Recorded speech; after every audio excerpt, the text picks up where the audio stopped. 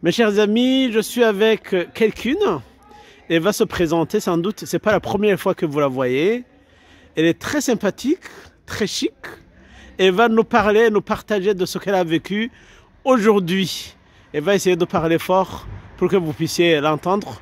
Elle commence par se présenter. Pourriez-vous vous présenter? Oui, bonjour, je m'appelle Brigitte et je suis co-responsable de l'équipe Église verte de la paroisse Saint-Charles-de-Foucauld à Nancy.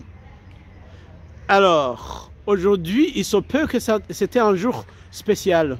Oui, Il s'agissait de quel jour? nous avions une grande rencontre avec les jeunes de la paroisse, donc à peu près entre 80 et 100 jeunes, des jeunes de la catéchèse et des scouts de Saint-Léon qui ont leurs locaux dans notre paroisse.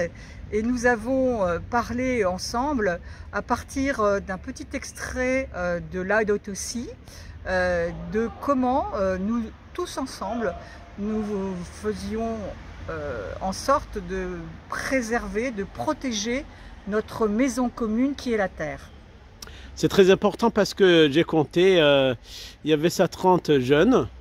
Et puis c'était intéressant parce que vous les avez répartis en groupes. Est-ce que vous pensez que ça peut changer quelque chose dans la manière de comprendre la création de Dieu et de protéger la création?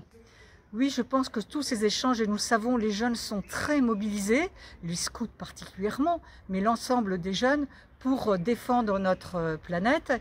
Et nous avions un sujet important qui était le lien avec la paix. On sait que la campagne de carême du CCFD Terre Solidaire cette année est pour tous ceux qui veulent se nourrir en paix. Et donc nous avons fait le lien entre la protection de l'environnement et la nourriture, bien sûr, pour tout le monde, et la paix. Ah, c'est très important. Finalement, sur notre diocèse, il n'y a que 2 paroisses qui se sont engagées. Or, à voir ce que vous faites, finalement, je trouve que c'est très intéressant. Et surtout, quand vous commencez à toucher les jeunes, qui sont le présent et l'avenir de l'Église, et l'avenir du monde, hein, ce n'est pas seulement de l'Église. Moi, je pense que c'est intéressant. Quel est le mot que vous pouvez adresser à ceux qui sont un peu réticents? Que déjà, nous sommes tous fils de Dieu qui a créé le ciel et la terre et qui nous l'a confié, et que nous devons tous prendre soin les uns des autres en tant que frères et sœurs en Christ. Donc je peux inciter que tous les chrétiens à nous rejoindre dans cette grande démarche Laudato Si qui réunit catholiques, protestants et orthodoxes. Ah, c'est très bien. Et finalement, j'ai aussi observé, parmi les activités que vous avez prévues, il y avait des activités qui se faisaient en groupe. Qu'est-ce que vous avez fait? Alors nous faisons d'une part des sorties dans la nature, parce que la première chose, surtout nous habitants de la ville, c'est d'aller admirer la création et puis peut-être constater que eh bien, nous détériorons cette création. En tous les cas, nous voyons les effets du dérèglement climatique.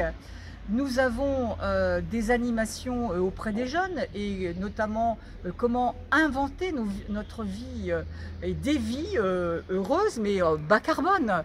Et là, les jeunes sont très sensibles à ces sujets-là. Et nous avons également des temps de prière.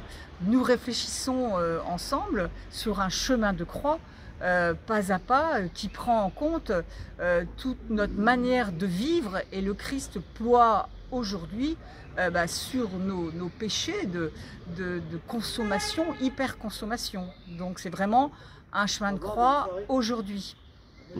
C'est très bien, donc je vois une niche derrière, sur le tronc d'arbre. C'est quoi ça? Ça sert à quoi? Alors c'est une niche pour que des oiseaux qui sont en voie certains de disparition puissent trouver de quoi se loger.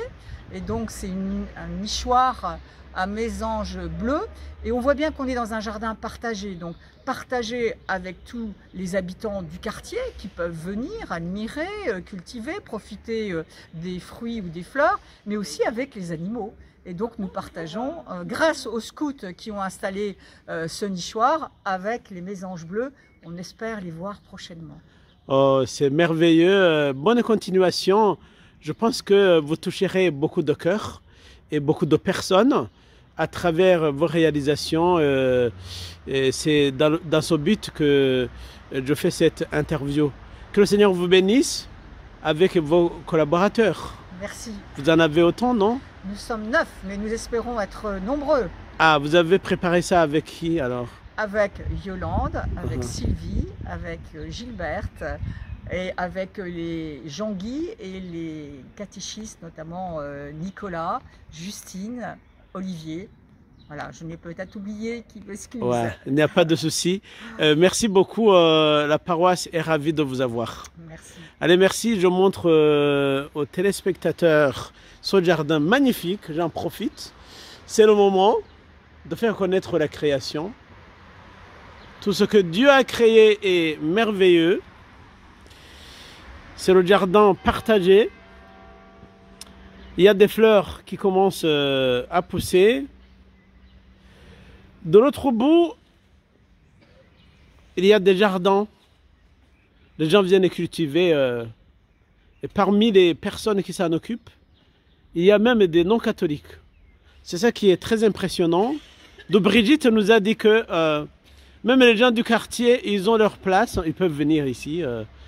Je sais, pendant le confinement, des enfants venaient jouer. Et j'étais très content. Voilà, c'était une très belle soirée. Et franchement, nous allons reprendre ça. Et merci à tous ceux qui ont contribué pour cette soirée. Au revoir, à bientôt. Ceux qui ne sont pas abonnés, n'hésitez pas de vous abonner, d'aimer et de partager pour que le message aille partout dans le monde. Au revoir, merci mes amis.